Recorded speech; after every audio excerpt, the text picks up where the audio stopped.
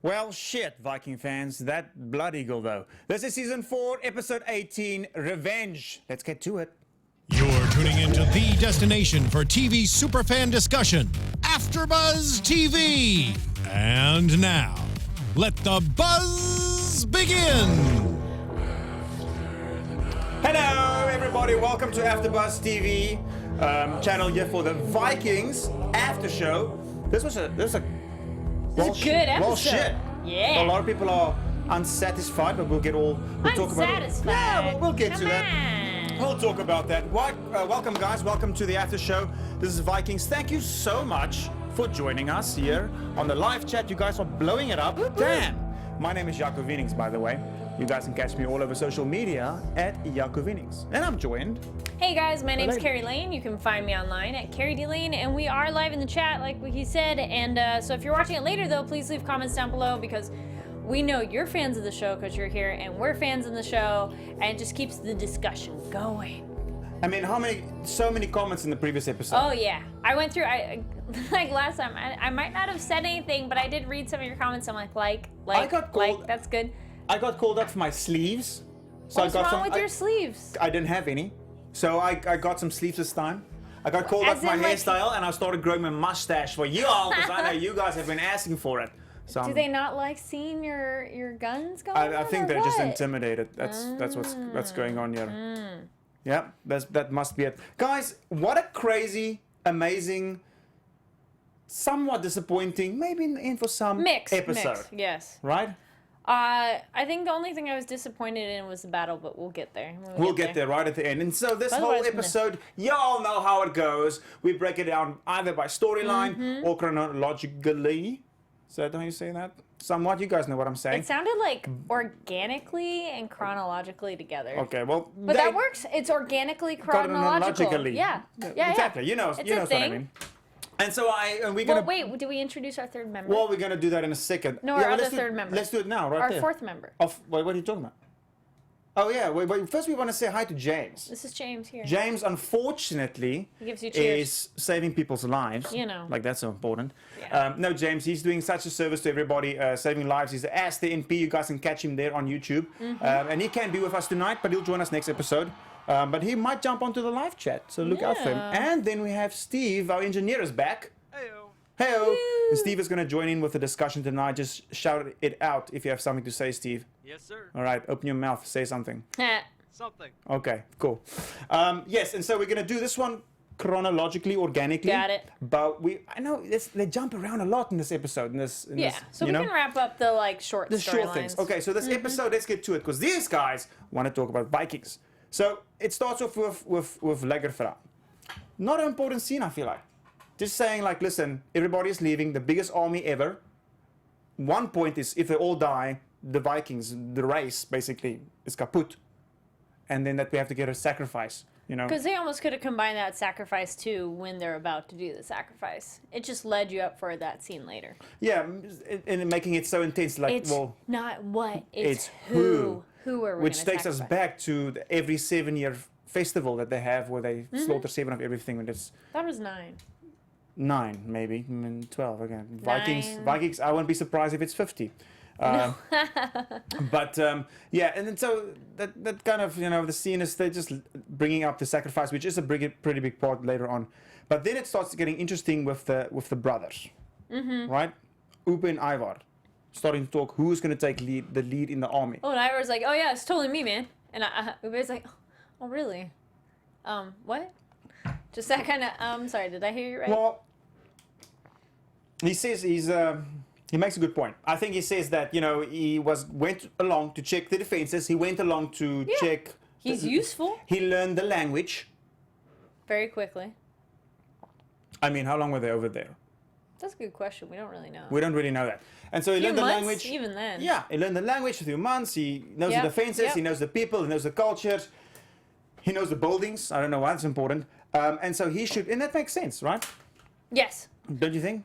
It makes sense that he should be an important part of it. I don't know if he should lead it. However, the way they're separated, or I mean, how many people they have, they should of course have a core leader, but then I think they should have like mini leaders, the way it did kind of look like it, because Floki kind of looked like the leader of that group, and then it almost looks like just give each son a section, and the fine hairs have a section, but like Bjorn's the head leader. He's the head leader, and that's... It's like, because you have the basic rules, but Bjorn can't be everywhere all at the same time, so if you delegate the ruling to other groups, then it might be more effective. And that's what you feel like they did? You think they did that? A tiny bit. A tiny bit? I think, you need one person to look up to. I mean, Ragnar... There should be the one. Yeah. But, like, he could still have, like, you know, you guys are still important. Still, yeah, exactly. Man, you need your generals in army. Any army needs his general. Yeah. And so Witzig and Uber is talking outside, and they're like, listen, let's just, let it be Bjorn. Like, we all decide. He obviously makes sense. Apparently, chat room says history was Ivar that led the battle. Well, but it could be the later battle, guys. What about, this one? That's where they can No, fudge it. I completely agree with you. And the room, I guess. I think Ivar is going to lead the battle because mini prediction. Later. Yeah. Mini prediction, I think. Oh, yeah, you had a good comment. I think that Bjorn is not going to last very long. How sad that might be. I don't think it's going to last very long. I think Ivar will be leading the battle soon. I think it's a good prediction. I don't know how. But I thought Bjorn did more historically, quote unquote. Maybe I don't really know. Bjorn guys. Ironside, he's done a lot already. I mean, he's gone to the Mediterranean. He has. For like 4 days. He's been there and then returned. A little more than 4 days. Oh, I mean, he spent like one night in like some Spanish town and then went back. Yeah. So I mean that's about what the conquest was of the Mediterranean. Which is important. Let's jump to right now Helga and Floki talking about the Mediterranean. And Helga's saying, Floki's saying, you're saying you have to stay. Yeah. You have to stay home. And she's like, no, we're coming with. And she's like, he doesn't even like it here. Or she. Yeah. She doesn't even like it here. Right? Well, I guess the idea is it'd be even more uncertainty and danger to thrust that girl into battle and situations like that than having her just stay in a relatively safe area to the most of our knowledge. Yeah, and I also think that in that scene, that was like the starting point of the conversation, but I also think that the main part of that scene, Kari, is for you guys at home, and a lot of you guys called this out on the chat, a lot of people called this out on the chat, is talking about how Floki has changed after the Mediterranean. And what has changed about you? And him saying... I think James's prediction might be coming true. He's becoming Muslim. Mm-hmm. Or at least he's going to consider other religions besides his own because of his experience there. He's going to consider the possibility that there's other gods. Yep. Either in tandem with his gods, because in that same scene he's like, well, the gods hasn't told me yet, so I don't know. I don't think Floki would ever be like completely dismiss the Viking gods. I just think he'd be like, there's more, and just like maybe understand the other ones. But then again, he was totally against the Christian gods, so... And which he still is. Yeah. Is it just me or did he make a Christian? Oh, he kind of made fun of the Jesus being a carpenter. Yes, he did make that reference. At the end he said, time jumping a bit, but saying like... So I think he's not too in tune with the Christians, but he had a bunch of respect for the Muslims back there in Spain. So, do you think he's becoming Muslim? I think it's a possibility that it could be, but like I said, I don't think he would throw away his Viking life. Okay. Well, Danielle over here says that it looks like Helga has the pants in the relationship. Yes, she does. I would think so. You think so? Well, in terms of Floki feels so lucky to be with her and have her, so I think if she would leave him, he would be like, wait, no, don't. And so... Well, he's already gone crazy a few times in the past few episodes. She's the only one who's not crazy. And so he went crazy on her, and she was the one that was looking after him while he was tied up in the cave. And so I think he owes her a lot, and it's coming through. Yeah. So this beginning scene, we're still in Kattegat, we're going on, and King Finehair has got some shit going now, and he's seeing his long-lost love. Yes. Yes. My sweetheart across the way, you ignored me. Because I'm married. So he's like, he didn't even say what when they have the second conversation, when she always says, like, I'm married already. And he just keeps talking, But he asked her to who, though? He asked to who? When he's talking to the girl he likes. The second time, well, the first time he just sees her. The second time when he actually speaks with her, he's like, blah, blah, blah, I love you, blah, blah, blah. And she goes, I'm already married. And he doesn't even stop to go, what? Excuse me? Or anything like that. He just keeps talking. And the second time she goes, I'm already married. And then he's like, he freaks out. oh. But no, let's give the background yet. He has literally, and he says it in the conversation to her as well. He's literally built his whole life around this girl. Yeah. Which, I mean, love is a powerful thing. It is. Have you watched Love Actually? Shit can happen. Well, it's a good motivator for him. And in a way, I mean, it sucks to have the love of your life deny you. But if you could say that she's the reason you became who you are now, I mean, he's still a pretty impressive person. He's an impressive person. You're absolutely right. And so she told him... He's still a king. Well, and yes, but in the comments they say, yeah, that girl played Finehair. I don't know how to spell his name. LOL. Well, that is funny. No, it's King Harold Finehair. And so the thing here is, she told him, I will marry you, bitch, if you become King of Norway. Because... Why did she say that? She wanted him to be impressive. No, I think she said it because she knew it wasn't going to happen. Oh. She said, there's no way he's going to become King of Norway. Yeah, she's like, that's fine. I'll just give you a task you can't do. Because if she really was after his fame or his money, or after just anybody's fame or money, she's not going to marry the Earl. That's true. From Kazakhstan. Yeah. Right? I'm just saying. Yeah. And so why would he kill her though, right there on the spot? Is that a little bit excessive? Dishonor. That's why his brother said it. So dishonoring a king, a Viking king. But the thing is, if nobody else knew about his like love for her, it doesn't matter. Like if he had told other people, I'm gonna marry her and blah blah. Except like his brother's the only person who knows. So it's like, well then just move on. No, you can't just move on. Kari, no, he can't. Have you ever been in love? Yes. Of course you have. Exactly. Everybody has that. You've been in love. You've had that one person in your life. And so everybody has that one person in their life. You just can't get over it. Maybe if you're a little bit younger, but he's like 50 Doesn't mean already. you're going to kill them when they hook up with someone else. You never know. Mini prediction. Can I get the lights? No, don't give the lights. It makes me a headache. Mini prediction. I think that... I feel like it's important to say these predictions now in the moment. Go for it. Is that her name is Elesif.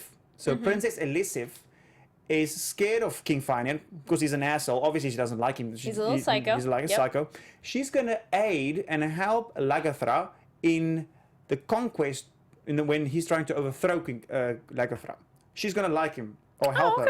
Yeah. Okay. She's going to give him she's going to give Lagerthaand some insight, some secrets. That's what I think. Yeah, somebody else in the chat pointed out, Nick said, yeah, right, didn't love him, and then maybe she was just scared to say no to him because of his reaction and thought he was going to kill her. Yeah, it was one of those moments I was like, whoa, but it looked like his brother was like, I got you, man, I'll kill her for you. Yeah, he doesn't give a shit. And so I think in this, by the way, in history, because I've been reading this comments and you guys at home has been giving us so much insight into this reality world in the history world of this whole story. And I'm pretty sure that Halfdan is the brother of King Harold Finehair in the story in Vikings. But I think Harold is the son of Halfdan. Okay. And then that Harold and Ragnar, and that one of them was Ragnar's son as well. I don't have that completely right, but I know some of y'all said that in the comments. So maybe just, write it out for us in a bit so you're on the chat so we can know. We need someone to make like a family tree and what countries they're all. Yeah, but I mean, the Viking one is a little bit different from. Yeah, no, but that could work. But the one is different from the reality, which is good because this is historical fiction. Well, that'd be cool to see him too. So any of you creative folks out there, that'd be really cool to see an image, or if there is an image out there already of the actual show family tree that they've done. Like how the show is portrayed, how people are related versus what is history, because that'd be really interesting. Because actually I had a thank you for reaching out to us on Twitter. I had a discussion with someone talking about how it's interesting with their actor choices. It feels I think historically Fitzek is supposed to be older than Ube or something like that, but per what the actors are, Ube, he says he's the oldest. Well, he's the oldest. Yeah. That's why also we're getting to the next thing. And so it feels like Ube is the oldest, and then I think then it's Fitzek and then Sigurd and then Ivar. And then Ivar. Okay, because it's like the interesting of who they choose of what they actually look like, in terms of like your actor choice. Because there were shots actually that I felt in this episode that Ube looked older than Bjorn. in this episode. So it's just interesting, you know, like per the actors, and I mean, real people can have that too, where like, you know, someone's older and looks younger and blah blah. But I mean, anyway. Bjorn just ages really well. He could, but this episode, how much did he look like his dad? How much did he sound like his dad? And he sounded like him when he's like recruiting his brothers. I know that's a little bit ahead, but it was just, I loved it. Like how his facial reactions were, right? It just gave you the feels. I think they used Ragnar as a voiceover for that. Right? And even his gestures were just like how his father was at the early days. So it's like, so in the chat, Josh Vision is saying maybe Ivar may work together with King Finan to take down Lagerthaand, which is also right, Josh Vision. That's also a very good theory. Yes. Really good theory. But Queen Princess Ayla is going to be a secret weapon. Heed my words. They liked your theory on that one too. All right, so moving on. Marriage. Let's get some marriage scenes. The marriage. So Ube and is marrying Margaret, and it's a pretty scene. And I like how everything has to happen at once. Like sacrifices, kill somebody. Let's get married, and then and then tomorrow we're shipping off to England. Okay. Yep. We have to get all the shit out of the way. Tick your boxes. You know, to-do list before we leave. But then they have this crazy drinking race afterwards. Well, it's the who's gonna serve dinner.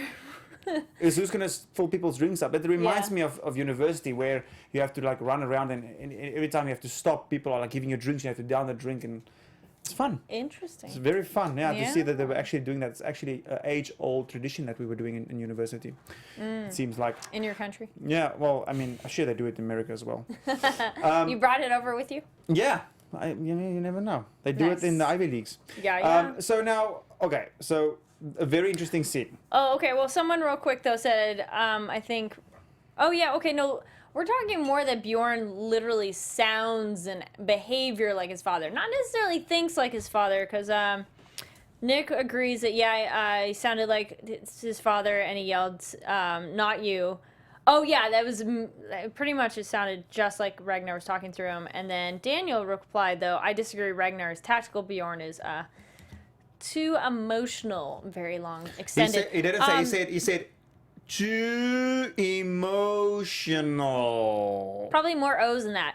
But no, it's more just his actual, like the actor did a really good job of embodying what, you know, the other actor did of how to portray this person. That, you know, it's like, you're not even actually related, but I go, wow, you are that person's child, like how he behaves. Absolutely. So, maybe not his tactical planning, not but tactical. Just like his literal body and body movement language, and talking. Exactly, yes. I 100% agree. Yep. Body movement was what's happening next year on the scene between Margaret, because now the thing is, how weird is this? Yes. What? How weird is this? Well, I think she did a good job of, she was very smart in terms of like, all right, so you guys are talking about sharing me. It's not even like she gets both of them. It's you're sharing me, which technically you could She's look in at the other charge. way. She kind of is. And she's like, all right, well, let me put this to the test. Because you may as well get it out of the way right away. Because you don't want to deal with jealous brothers later. Because that's just going to be dangerous. So she's like, well, then let's just have both of you at the same time. I thought it was an excellent plan there. It is an excellent plan. I think she's covering her own ass at this point. Because who dies when someone is jealous? Usually the girl. Probably. You know? Josh says, I wonder if Margaret is trying to turn Vitsik and Ube against each other. No, I don't think so. Because she actually wants Sigurd. No. Because she actually wants Ivar. Between the brothers, those feel like the two that actually genuinely love her. And more than just like a physical way. I mean, Sigurd probably is like, yeah, she's great. Like, you know, I don't think he's attracted to her that way. But I love the look between Ube and like Vitsik. They're like, you good? You good? Let's do this. Well, before you're good, she does say, you know, like you said, are you guys going to be jealous? And then she said, let's see. And because they're not, because they're Vikings. Because they're Vikings. But then she kisses Vitsik and Ube. Oh, kissing the one and looking over? Yeah, my goodness. Did you guys see Ube? They're smiling. It's like, smiling. It's like, and then when she was going over to kiss Ube, Vitsik was like, So I think you might be a Viking, but there's definitely a storyline continuing from this where Vitsik, and people said in the comments for the previous episode as well, they said that there's a big dynamic between Vitsik and Ube, almost a Ragnar Rollo dynamic. where they were really close when they were younger. Yeah. You know, and by getting older, they kind of separate and shit. So we'll see. Apparently, there was a quick poll in the chat room. If you guys are watching this later, it was between Astrid and Margaret. Which one was looking better? Chat room is going more with Astrid, but I thought they both look very good, and go for ladies getting it when they want it. What do you think?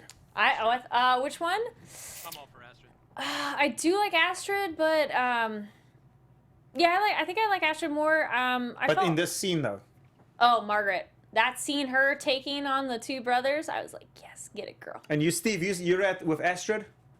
Oh yeah, you betcha. Steve. Well, with the thing though, it depends on what you like, because with Margaret, it's more like she was in control, because she totally was like, all right, well, it's my wedding night. Come on, boys, let's go.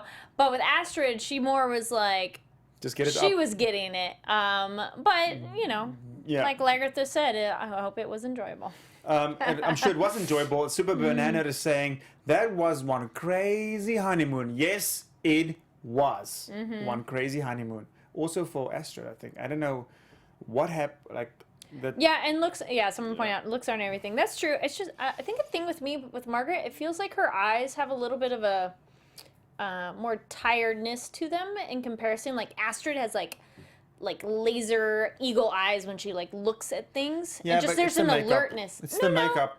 It's Yeah. just it's her personality. That character is very alert and observant. And Margaret is more like sweeter and like rounded around the edges, blonde, red rosy lips, big old eyes. You dig them blondes? Well, Lagerthaand is your main I'm crush there. I'm a brunette kind of guy. I'm Okay. dark hair, yeah. But I'm just thinking like she's like the airy fairy, and then Astrid's like the dominatrix. Okay, it just depends on what But you like then, right? Hunter said it's the new hair, Kari. Astrid is rocking the new do. Oh, Do. yeah, the hair's. I like her hair pulled back. I didn't like it when it was flat. Like, just same thing with Ivar. Like, their new hair, I'm like, yes. Now we just need Sigurd to get his mullet gone, and then we'll be all Gross. good. Sigurd is gross, and he's half mustache. But I can't say anything about mustache because I don't have one. But I'm gonna grow it for y'all. Check it. Do okay. it. And so yeah, so that's the honeymoon. Like Super Yes. Banana said, whoop whoop. Like one night, in the same breath, the guy's getting sacrificed outside. This is just happening left and right in between, like the sex and the marriage and the drinking. I was gonna say not the same breath. That was a later bit. What do you mean? It's the same night. With the honeymoon and the sacrifice are the same thing. Not the same thing. It just happened all I the thought they were same different night. night. Oh, okay. I mean, I don't know. Busy night. I mean, Bjorn is there in the one scene with the wedding, and then they're fucking, and then the next scene he's All at right, the same day. Yeah, that's sacrifice. fine. I don't know. Now, guys, we were talking about this a little bit before, and what do you guys think? We thought it was very interesting how during the sacrifice, Lagerthaand and the sacrifice guy Yes. have just this intense intimacy and are looking each other in the eyes. And it was amazing editing that they cut to the sex scene with Bjorn and Astrid. And even just the ripping of the shirt, oh my gosh, that was the best. Yes. I love that editing. That was so good. And like the moaning cutting back and forth. But then we have Astrid and Bjorn who aren't making eye contact with their sex, which is technically a bit more intimate thing than killing someone. So I thought that was very interesting. What do you guys think of that? So that's a very interesting point. So you're saying that they were more, the killing part, the sacrificial part was more intimate because it wasn't very important and Gazing intimate into each other's eyes, yeah. deal. Yeah, exactly. And so you're saying, but you kind of expect the sacrifice to be intimate because that's what that occasion is for. The Sure. sex, however, you just think it's what then? You just think it's Then superficial? for them it's just sex, yeah. That's interesting. So that's what we need Because to he decide wasn't on then. doing eye contact with her. Like it started that way and it's like, nope, flip her over, and he wasn't looking at her, she wasn't looking at him.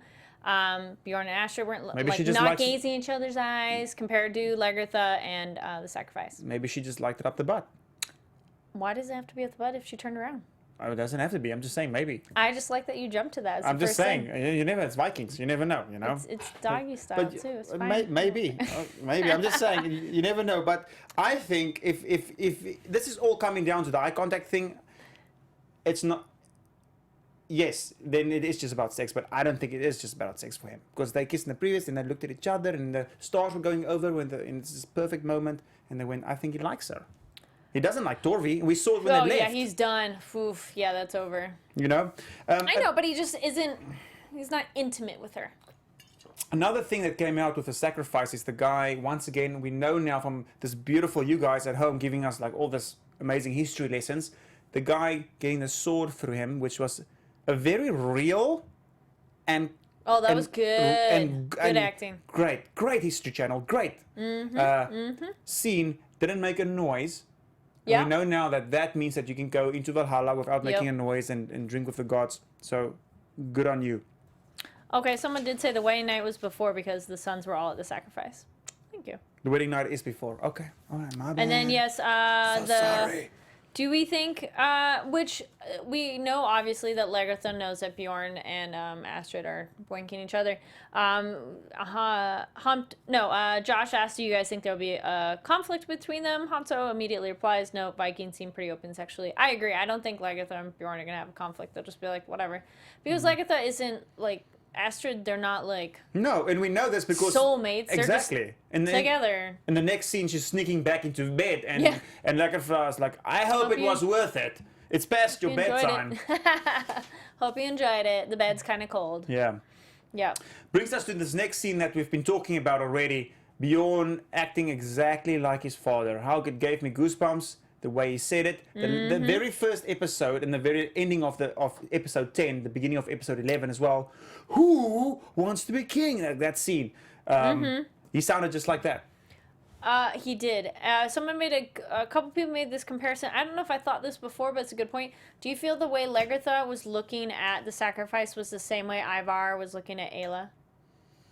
I felt it was a different intention, but it was watching the life leave the person. I feel with Lagerthaand it was more like, I will be with you until the end, like a guiding and comforting presence. I feel with Ivar, he more just was fascinated watching death. I think so. Fascinated with death. I think that's what it comes down to. He just is more like, I want to watch the life fade out of you. There's definitely a few screws loose now that... Oh, yeah. Yeah, and he just wants to see the death sucked out of a person.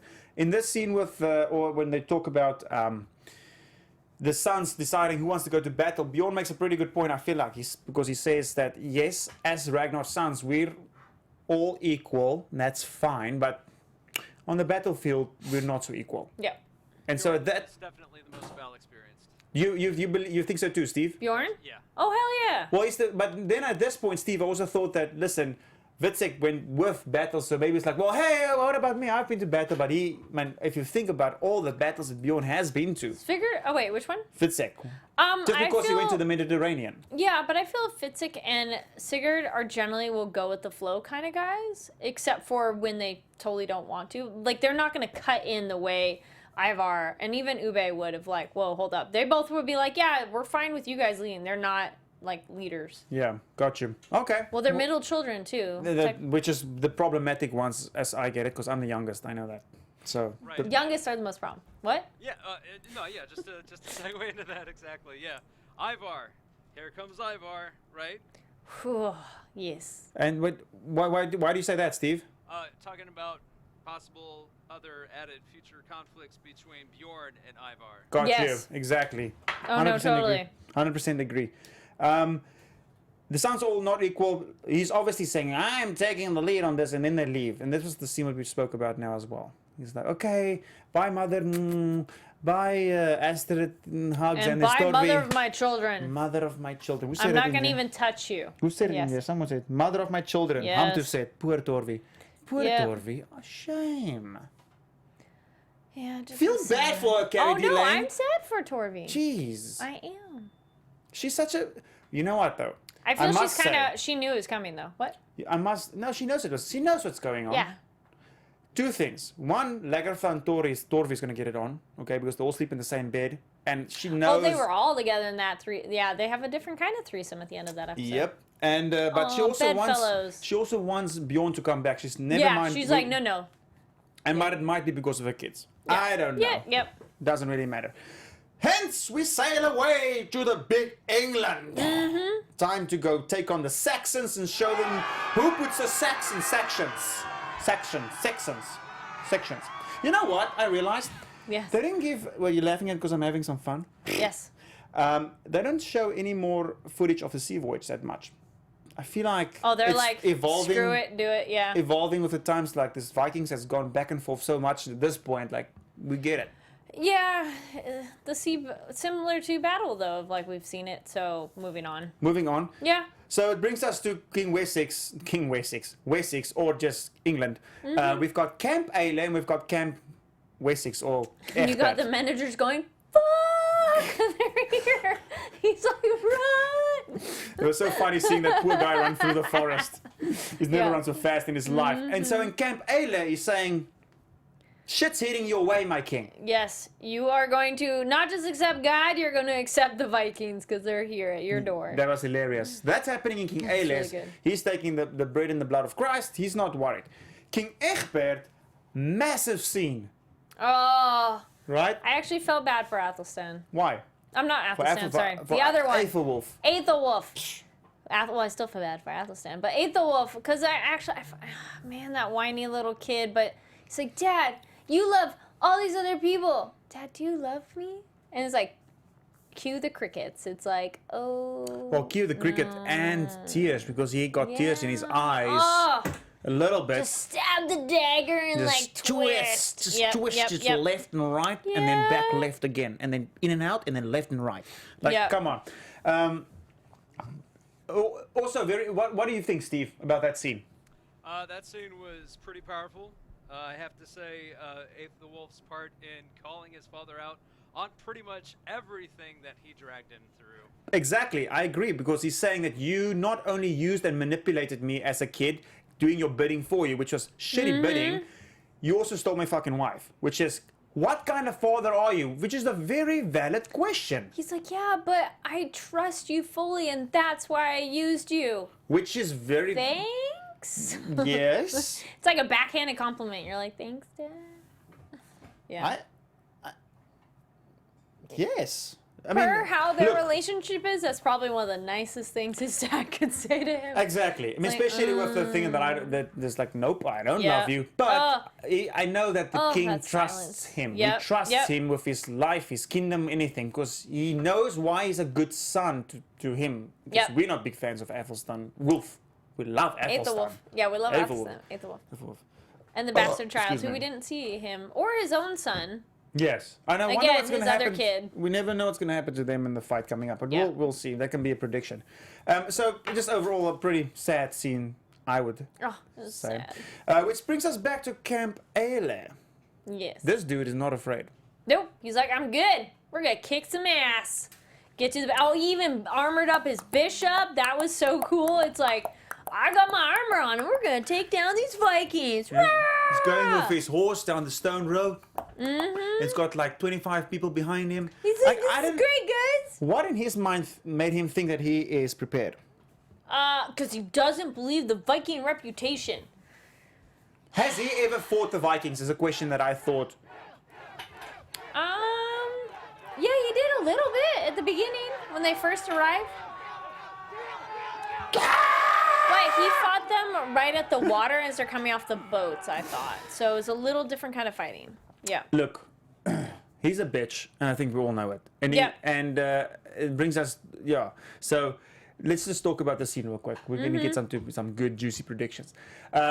He's standing there, and he's got a few. I don't even know where his men went because he had nobody with him. Okay, and then the Vikings. But did you see how many like thousands? Oh, how many of you guys were just like, yes? Because at first you're like, okay, this is cool. We're gonna have our battle, and then the guys first show up, and you're like, yay. And then more and more and more, and you're like, you're like, fuck yes. And you guys in the room, and let us know in the comments after the show, in like the permanent kind of comments. The room loved Ragnar. They loved not Ragnar. Yeah. Oh, I love Ragnar. They loved Floki with his like black head, and they loved Ivar. They liked how the guys were dressed. Floki, cue the rock music. That was so cool. Oh my god. And it was like, yes. Oh, you're just like, this is boiling up, and you're so excited. And then Ayla's expression, he's like, fuck. And the bishop is like, oh god. And they're both like, no, God can't help us. Yeah, he said, God help us. He's like, nope, don't think he's gonna. How many of you were disappointed though when the battle scene was the whole no room battle is disappointed. Scene? I was like, I must say, guys, I know you guys are disappointed because there was no even battle Ivar's scene. little chariot, and I don't know how many of you played Oregon Trail. I'm waiting for an axle to break on that thing. Not gonna happen. Not gonna happen. Right? Floki made I'm it. totally like, it's gonna break. It's gonna suck. No, I know. I was waiting, and then I saw the rocky hills. I'm like, how is he? Well, rather than an axle breaking, I just imagine somebody shooting the horse, and then it's like a car's engine that's broken. Yeah, that's gonna suck. Yeah, all you can do is just like get around him. But no, the battle scene. I know you guys are disappointed. There's no battle scene. It's fine. Listen. Okay, we're not gonna waste any time, even filming or doing this battle scene, because it's not a battle. It's not a fight. Like, Ellis bullshit. Like, don't worry about him. Keep the faith, my Viking friends. The next episode, we will be rewarded. I'm 100% sure about that.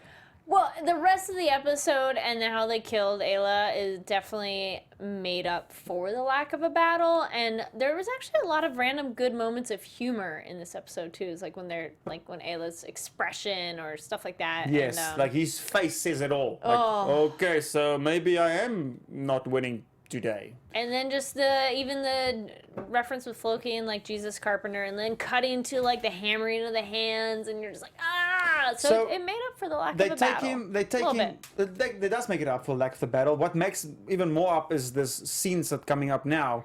They take him to the grave, and two things happen here. One, Ragnar isn't there. No, did they remove? I thought Ayla said he removed the body. I thought when he said I have some. The last episode, yeah. Well, in this episode, he said I have a surprise for them, and so what I was thinking is he's gonna have like Ragnar like on a stick or something, which didn't happen. No. Because that would make the Vikings go crazy. But no. So one thing, Ragnar wasn't there, and then another thing is Ivar speaking the language. The king is like, I will give you any amount of gold and silver. Just name your price. Spare me anything. Ivar is like, our dad was worth more than gold and silver. Bitch. So I think Ayla removed Ragnar's body. I don't know where he put it though, but he put it somewhere. Yeah, it must have been Ayla. Or once again, some people said King Egbert removed it to use that as a bargaining chip, which is like crazy. That all this stuff happens in the comments. You guys need to leave some comments. Let us know what you guys think in the comment. A lot of discussions going on there. All right. Yeah. Grand finale! All right. Blood Eagle.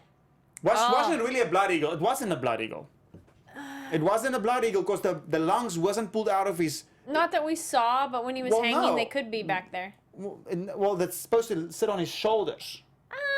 There's some... I saw some other pictures and video. Maybe it's just like...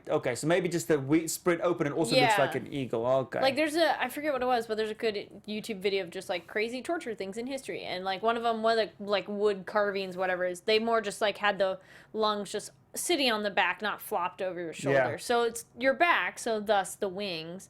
So... Yeah, they could have, but seeing his skin stretched like that and hanging, so good. I mean, I enjoyed every single second of this Ayla Blood Eagle, and so did Ivar. And they had the Ragnar quote again.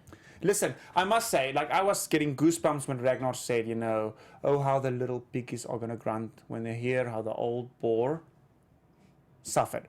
And I also think that this will be the very last time, my Viking friends and fans, that we will hear or see Ragnar in any episode. Probably. This is the last of it. Probably. Right? And so that ends off the episode. We're going to get to some predictions. Yes? Good point. Your AfterBuzz TV predictions. Nick said maybe they didn't take out the lungs because Ayla died before that part happened. Yes, because he didn't make it. That's a good point. He died. Another good point with the Blood Eagle is he cried like a little baby. Oh, he did. The Vikings are like, ha! We are Borg didn't make a noise, and he made it through the long stage, right? But Bjorn didn't know how to do the Blood Eagle because he was chopping too hard, and he chopped probably into his heart or something. I don't know. I wish James was here. He could have told us. Someone made a good point of maybe Nick was another one. Egbert took the body and gave Ragnar a proper burial. Timo is comparing King Ayla to King Elvis, saying King Elvis. Because he's like fat and a beard. I don't know. He looks a bit like Elvis. Yeah. It's good. He died pretty quick, but shock. He died quickly.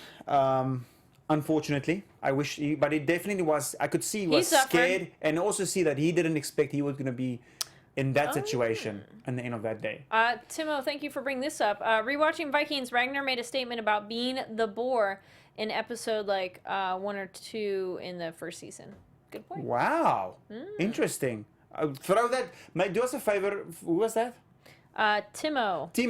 Do us Timo, a favor, or Timo? just throw the episode and the time down in the permanent comments after this thing has aired, so we can all afterwards see where it is, and I would love to see what and when we said that. Yeah. All right, predictions. Kari D. Lane, give us predictions, and before you start, Kari. you had so many. Go ahead. Wait, Kari, before you start, the room, please, you guys start throwing your predictions on there, give us so your predictions, we can. They inspire us. But no, give us a few good ones. What do you think, first of all, happened to Ragnar's body?